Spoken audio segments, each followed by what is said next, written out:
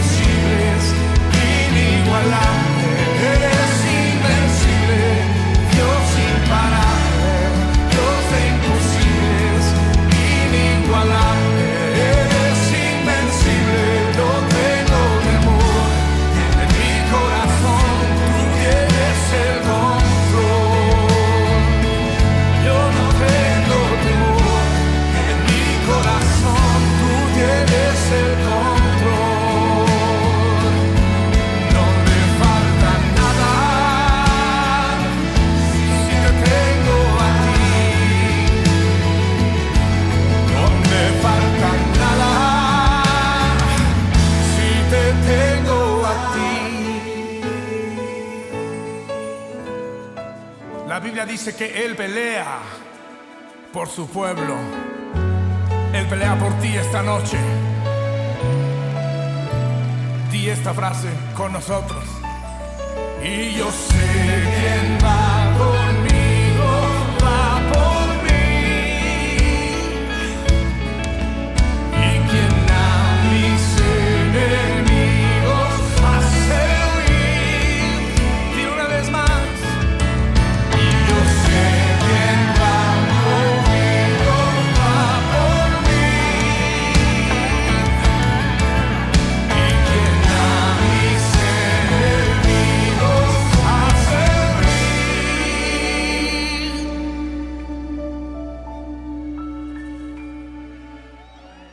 Dios imparable, Dios de imposibles, inigualable, eres invencible. Dios imparable, Dios de imposibles, inigualable, eres invencible. No tengo temor, en mi corazón tú tienes el control.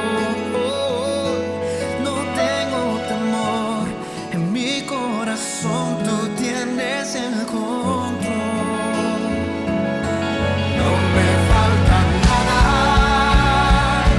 si te tengo a ti. No me falta nada si te tengo a ti. A ti, Jesús, no me falta nada si te tengo a ti. No me falta nada si te tengo a ti, Señor. No me falta nada si te tengo a ti, a ti. No me falta nada porque te tengo a ti.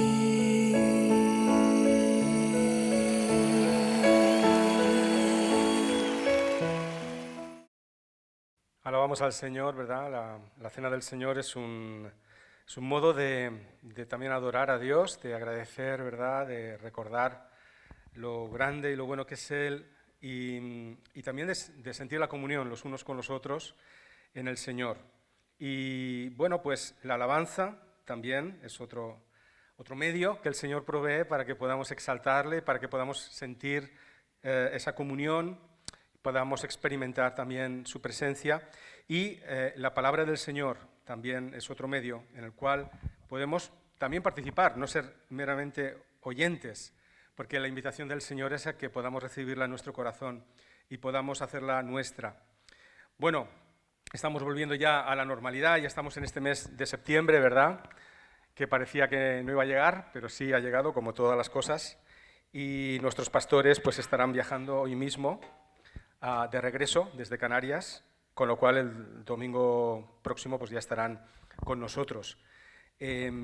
Bueno, empiezan los colegios mañana, ¿no? Había dudas si empezaban o no empezaban, pero parece ser que sí, que van a empezar. Y pues nos vamos incorporando a aquellos que tenemos nuestros puestos de trabajo también a los puestos de trabajo. Así que todo parece que vuelve un poco a la normalidad en este día.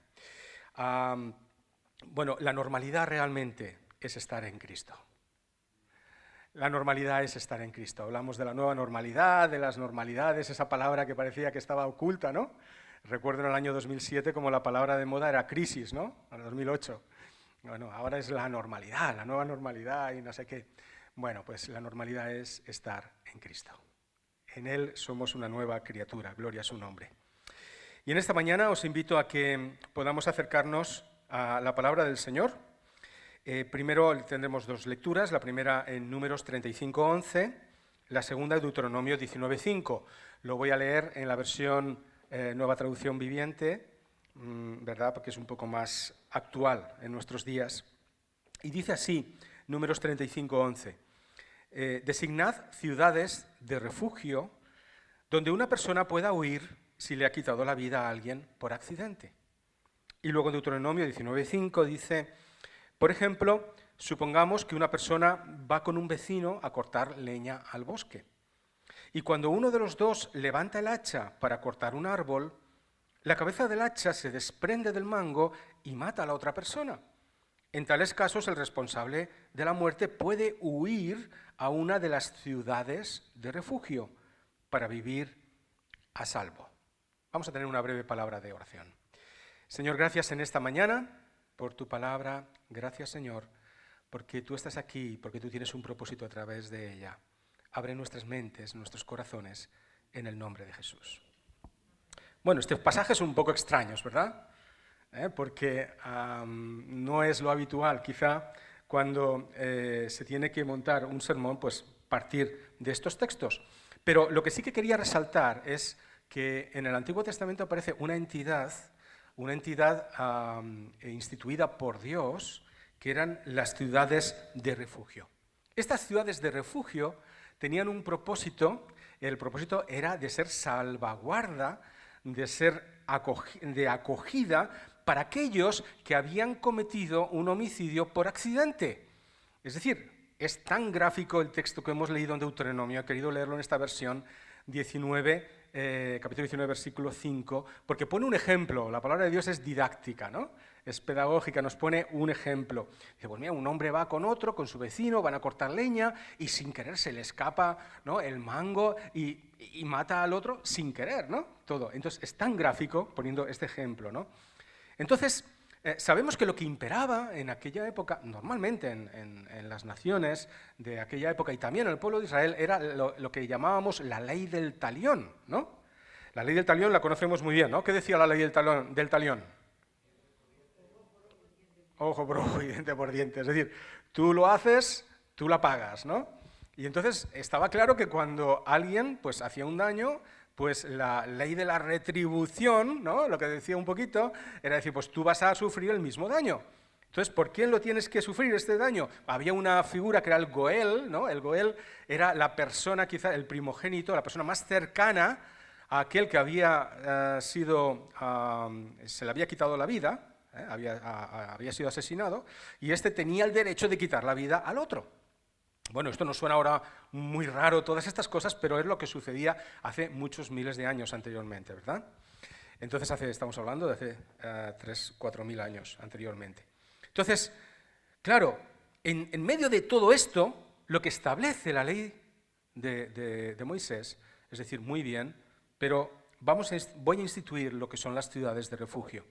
De tal forma que aquel que sin querer, no a propósito, le ha quitado la vida a su vecino, a su compañero, a la persona que está cerca de él, pueda tener derecho a refugiarse. Ahora, el delito había sido cometido, esto es obvio.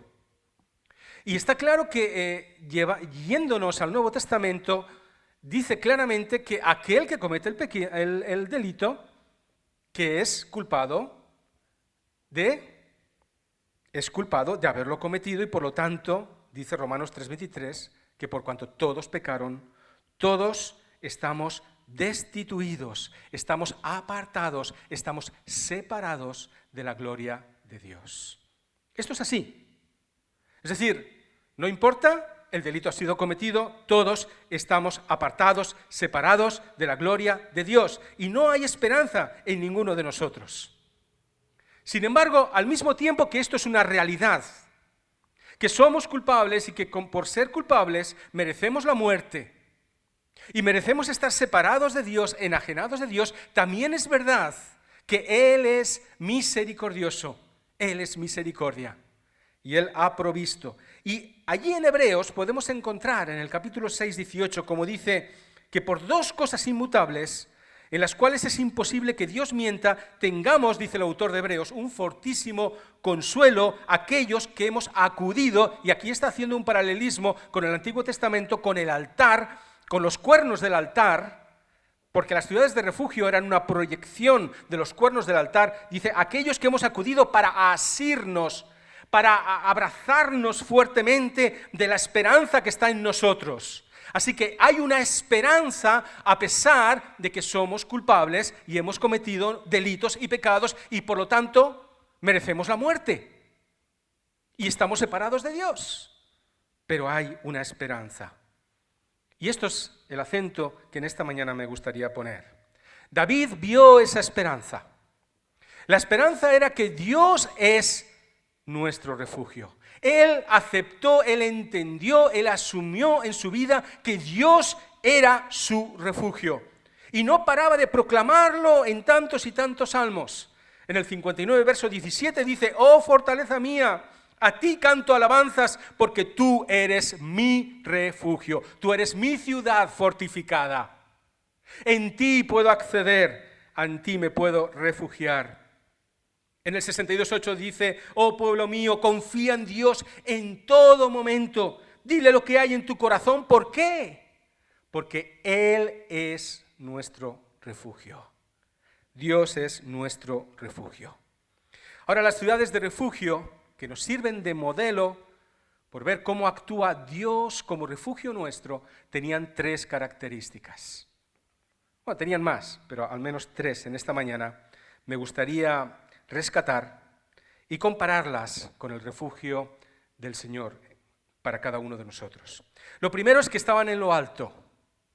Lo segundo es que eran fácilmente accesibles. Y lo tercero es que sus puertas siempre estaban abiertas.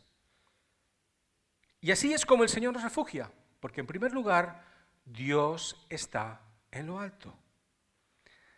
Eran 6 las ciudades de refugio, 3 al este del Jordán, otras 3 al oeste del Jordán.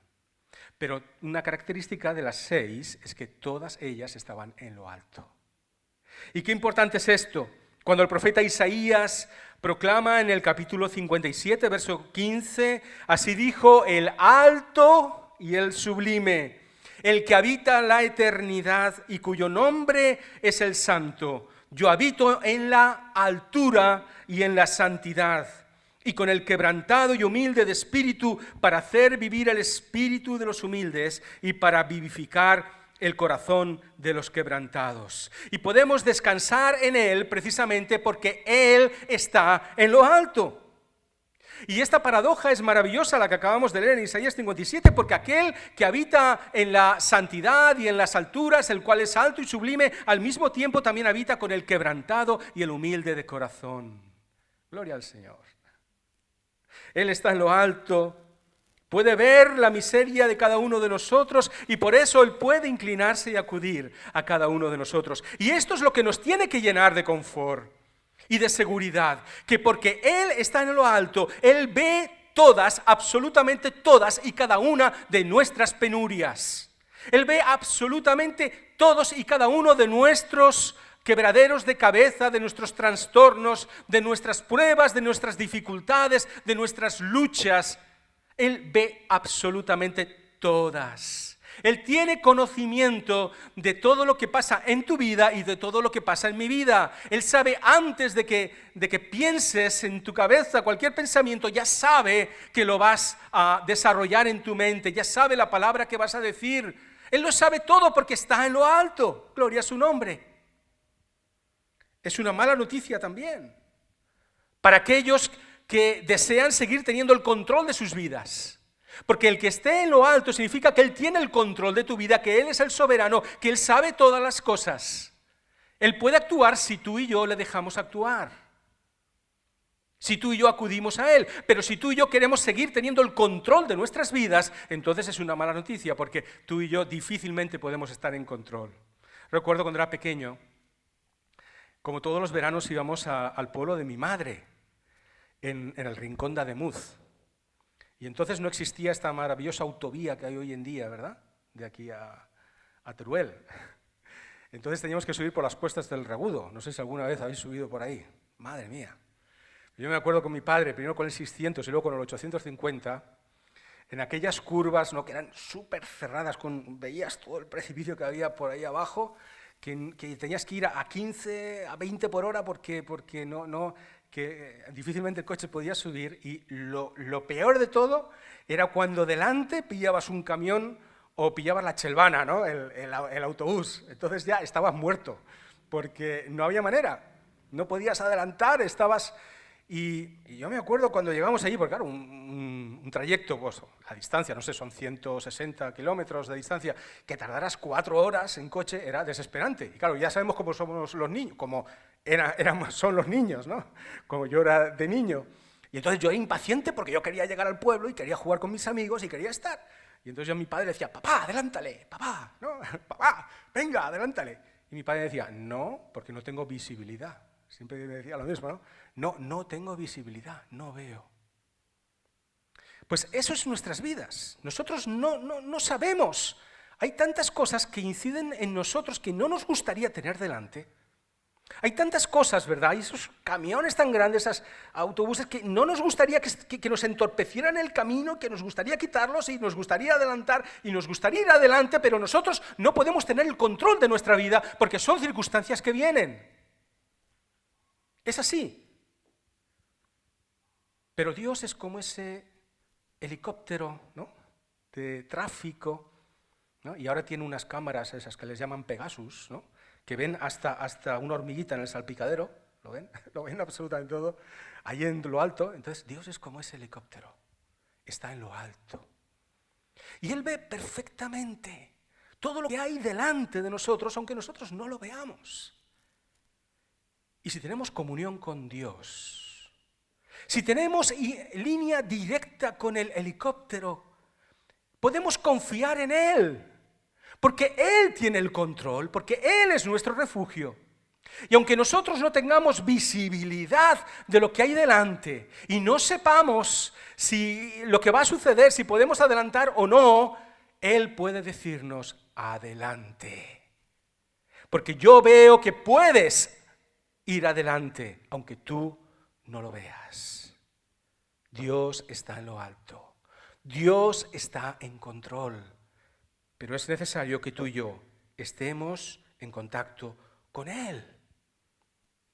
Y cuando el hecho de que las ciudades estuvieran en lo alto, qué importante era, porque aquel que huía podía en todo momento divisarlas, tener un punto de referencia, ver dónde estaban situadas y caminar hacia ellas, y además esto traía a sus corazones descanso. Porque qué intranquilidad, ¿no?, cuando no sabemos qué va a suceder y no sabemos si después de lo que vamos a caminar, pues no sabemos si nos hemos extraviado, si nos hemos perdido, pero cuando Dios está en lo alto y mantenemos nuestra mirada fija en Él, sabemos que no estamos extraviados, sabemos que podemos caminar hacia Él, tenemos un punto de referencia y sabemos que ahí está nuestro refugio y nuestra salvación. Pero cuando mantenemos nuestra mirada en Él, y no la mantenemos en nosotros mismos. Y las ciudades de refugio estaban en lo alto porque eran lugares de misericordia y de gracia. Y la misericordia y la gracia no se pueden esconder. Gloria a su nombre. Una segunda característica de estas ciudades es que eran fácilmente accesibles a todo el mundo. Y así es como actúa el Señor como refugio nuestro. Él es fácilmente accesible a todo aquel que acude a Él. Estaban situadas estratégicamente. Si las colocamos en un mapa, las 6 ciudades, nos quedaremos sorprendidos. Entonces no había la cartografía que tenemos hoy en día, ni el Google Maps, ¿no?, para ver todas estas cosas. Entonces no existía. Pero el Señor lo hizo de tal manera que todas ellas quedaban equidistantes y que no había ninguna población que quedara más allá de 50 kilómetros de estas ciudades de refugio. Y esto es maravilloso porque 50 kilómetros caminando es aproximadamente lo que una persona, un ser humano, puede caminar en un día andando. Así que aquel que se veía totalmente abrumado porque su vida corría peligro de muerte, podía saber que a menos de un día caminando podía acceder a una ciudad de refugio y encontrar la salvación para su vida. Estaban situados en cruces de caminos para que fuesen fácilmente accesibles. Y así lo dice el salmista en el Salmo 145, verso 8.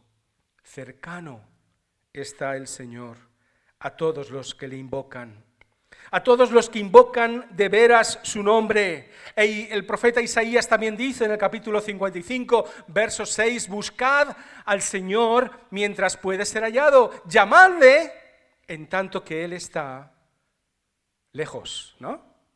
Muy lejos. Está cercano. Dios está cercano, lo hemos leído al principio, Isaías 57, el alto y sublime que habita en las alturas, pero habita también con el quebrantado, con el humilde de corazón. Él está cerca de tu vida, Él está cerca de mi vida, Él siempre está ahí, accesible. Esta palabra está un poco devaluada hoy en día, ¿eh? Es muy cara, qué poquita gente es accesible, los políticos, ¿no? Incluso nuestros vecinos o conocidos, ¿no?, que difícilmente accesibles. Pero cuando vamos al Nuevo Testamento y vemos el discurrir del ministerio de nuestro Señor Jesucristo, nos damos cuenta que aquel del que habla en Filipenses capítulo 2, que siendo igual a Dios, no estimó el ser como Él, sino que se despojó a sí mismo, haciéndose pues un ser humano como tú y como yo. Y se entregó en obediencia a la muerte y a la muerte de cruz. Él fue accesible. Podemos recordar cualquier episodio. Podemos recordar a aquella mujer sirofenicia. Podemos recordar a la que tocó el manto y él se detuvo y preguntó: ¿quién me ha tocado? Podía haber pasado, porque además tenía prisa, tenía que ir a rescatar a la hija de Jairo, pero él se detuvo y tuvo un tiempo para ella. Aquellos a los que estuvo ministrando hasta altas horas de la noche después de la multiplicación de los panes y los peces. Podemos recordar a aquella mujer pecadora, como él también se detuvo y dio una lección a todos ellos, y el final fue: ni yo te condeno, vete y no peques más. El Señor siempre cercano a la mujer samaritana en el pozo de Jacob. Podía haberla ignorado, pero él no quiso. Así es como el Señor te trata a ti, me trata a mí. Él está cercano. Sabes que cuando tú y yo nos enfadamos con Dios y le decimos: Señor, es que yo no te importo, realmente la actitud que estamos teniendo en nuestras vidas es una actitud totalmente soberbia y de pecado contra Él, porque es mentira, porque Él está a nuestro lado. Podemos decir: Señor, no te siento. Podemos decir: Señor, no sé dónde estás ahora mismo o dónde estoy yo, pero no podemos decir: Señor, ¿por qué me has dejado solo? ¿Por qué no estás? Porque el Señor está cercano a nuestras vidas. Él está con nosotros. Él está cercano. Y a pesar de esto, tantas y tantas veces, tú y yo decidimos dar rodeos. En lugar de ir directamente a la ciudad de refugio, que es fácilmente accesible, a nuestro Dios, a nuestro Señor, que es fácilmente accesible, preferimos probar cualquier otro método antes y dejarle a Él como último recurso, ¿no? Intentar solucionar por nuestros propios medios. Y somos como el pueblo de Israel, dando vueltas 40 años en el desierto, día tras día. Y otra vez, dando rodeos, cuando simplemente acudir a Él es lo más fácil y lo más sencillo, porque Él es nuestro refugio, Él está ahí. Cuando el profeta Isaías tuvo esa visión, ese encuentro, capítulo 5, delante del Señor, él dijo: muerto soy, estoy muerto. Mis ojos te han visto a ti. Tú eres Dios. Tú eres grande. Ahora ya, ¿qué me va a quedar? Pero aquel que es el alto y el sublime, como hemos leído, tocó simplemente sus labios. Eres limpio, le dijo. Eso es lo que hace el Señor. A veces damos rodeos, pero cuando vamos a Él, le encontramos. Buscadle mientras esté cercano. Llamadle mientras pueda ser hallado. Gloria a su nombre. Y el hecho de que Él sea accesible nos llena también de responsabilidad a ti y a mí, para que tú y yo también seamos accesibles a aquellos que nos rodean y podamos ser instrumentos y medios del Señor para que ellos también puedan conocer el refugio del Señor. Gloria a su nombre. Ser agentes de Él para llevarles a Cristo. Y la tercera característica de estas ciudades que en esta mañana me gustaría meditar con vosotros es que estaban sus puertas siempre abiertas.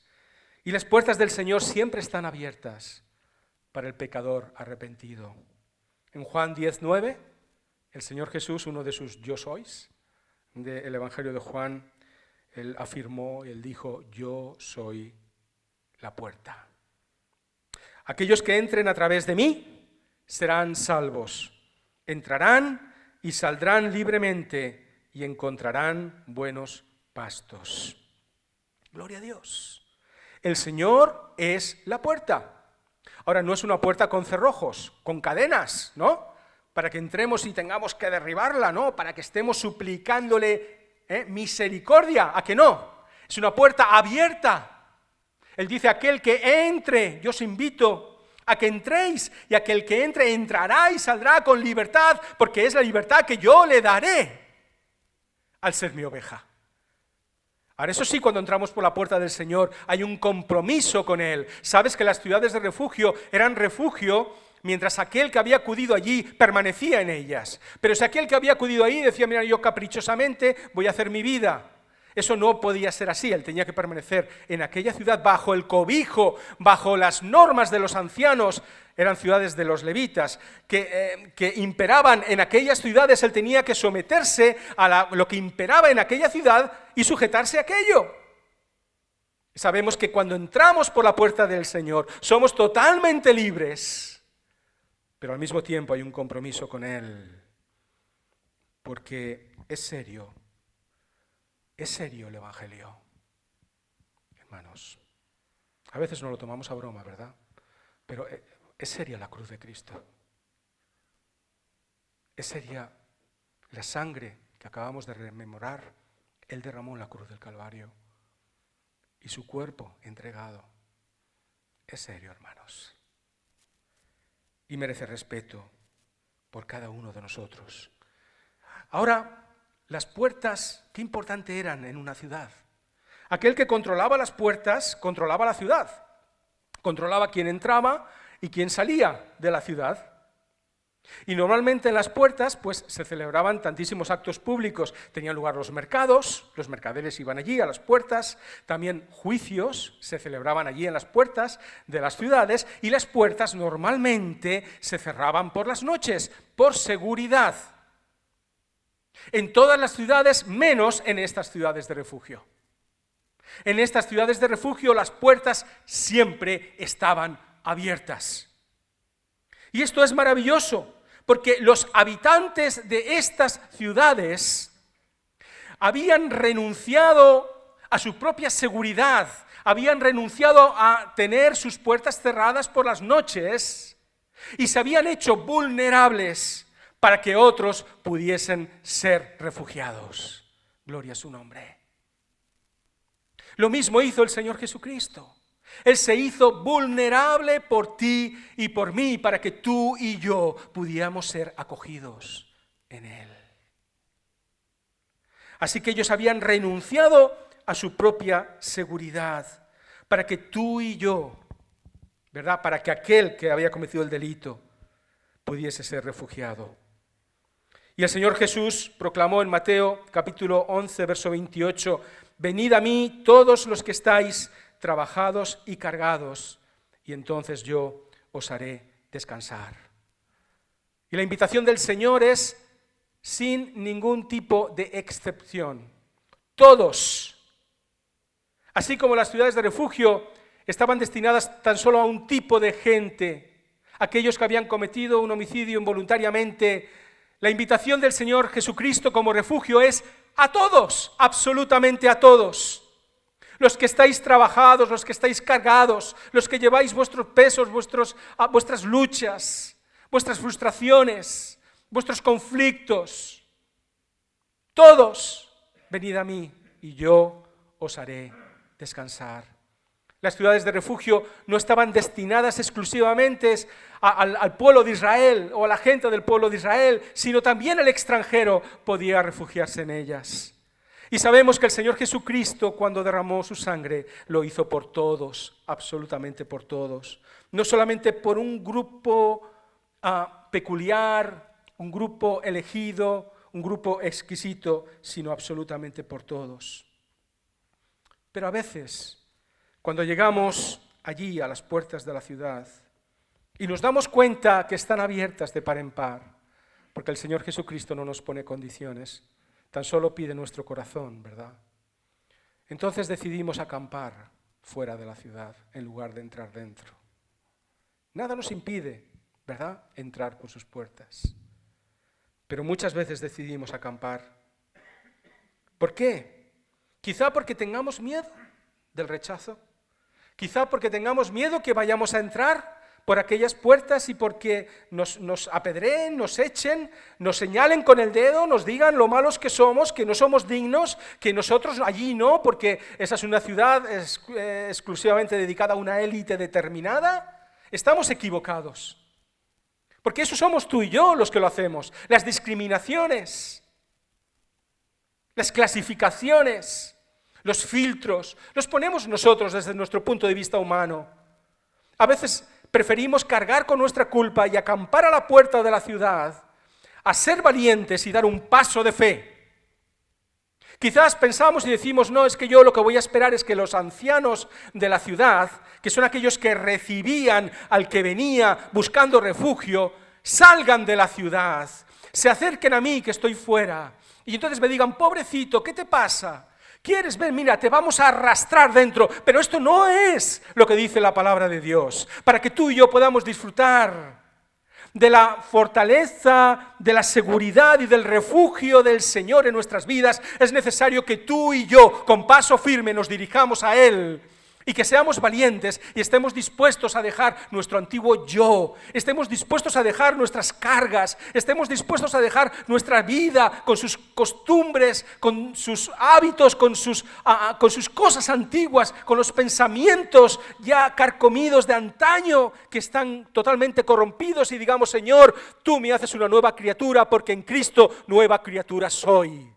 Y las cosas viejas pasaron y todas son hechas nuevas y paso por tus puertas. Y entonces es cuando tú me recibes, como hablábamos el domingo pasado, como ese padre con el hijo pródigo, y me acoges. Y entonces puedo ser ciudadano y entonces puedo disfrutar de tu refugio. Hermanos, necesitamos ser valientes. Amigo, que nos escuchas también, necesitas ser valiente. El refugio en nuestra vida, Dios refugiándonos, solamente podrá ser efectivo cuando tú y yo decididamente estemos dispuestos a inclinarnos delante de Él, a pasar por su puerta, a entregarnos totalmente a Él sin reservas, dejando atrás nuestra antigua manera de vivir. El Señor dice en Juan 6:37, que aquel que acude a Él de esa manera, dice, yo no le echo fuera. Amén. Yo no le echo fuera. Gloria a Dios, Señor.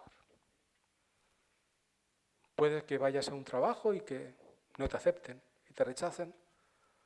O, no sé, que intentes inscribir a tus hijos en un colegio y que los rechacen y no los acepten o no sé qué más, mil cosas. Intentes formar parte de una comunidad y te rechacen. Pero el Señor Jesucristo dice, yo nunca te echo fuera. Para mí eres precioso, eres preciosa. Tienes un hueco en mi corazón. Yo quiero ser tu refugio. Yo quiero ser tu ciudad de refugio. ¿Dónde iremos? ¿Seguiremos cargando nuestras propias cargas? ¿Seguiremos huyendo? ¿Llevando nuestros delitos y pecados en nuestros hombros? ¿Seguiremos dando vueltas como el pueblo de Israel, 40 años, en nuestros propios problemas y situaciones personales? ¿O acudiremos al Señor, ciudad de refugio, para ti y para mí? Porque Él está en lo alto y controla todas las cosas. Porque Él está cerca de tu vida y cerca de mí. Y porque Él siempre tiene sus puertas abiertas para acogernos con sus brazos tiernos. En el Salmo 57, verso 17, David volvió a cantar. Porque David tantas luchas había pasado en su vida y tantos peligros de muerte. Y vez tras vez había visto la mano del Señor y el Señor como su fortaleza. Y David era un valiente guerrero que no confiaba en sus habilidades, sino confiaba en Dios. Oh fortaleza mía, a ti canto alabanzas, porque tú, oh Dios, eres mi refugio, el Dios que me demuestra un amor inagotable. Gloria al Señor. Que esta mañana podamos cantar todos nosotros, junto con David. No sé si hay algún cántico con este texto, pero da igual. Podamos cantar estas palabras. Oh, fortaleza mía, a ti canto alabanzas, porque tú, Señor, eres mi refugio. Eres el Dios que demuestra su amor inagotable. Gloria a su nombre. Señor, te damos gracias en esta mañana, porque tú te has acercado a nosotros como nuestro refugio, seguro, firme, nuestra ciudad fortificada, donde podemos permanecer seguros, donde sabemos que podemos descansar, donde sabemos que podemos, Señor, crecer, donde sabemos, Señor, que podemos disfrutar de tu compañía y de tu presencia y la de nuestros hermanos, Padre. Gracias. Gracias por ser, Señor, aquel que ha llevado nuestros delitos y pecados. Gracias por estar en lo alto, por estar en control. Gracias, Señor, porque siempre estás cerca de nosotros. Nosotros nos alejamos, Señor, pero tú estás cerca. Y gracias, Señor, porque tus puertas siempre están abiertas. Gloria sea tu nombre en esta mañana, Señor. Bendito seas en el nombre de Jesús. Amén. Amén. Señor os bendiga, hermanos.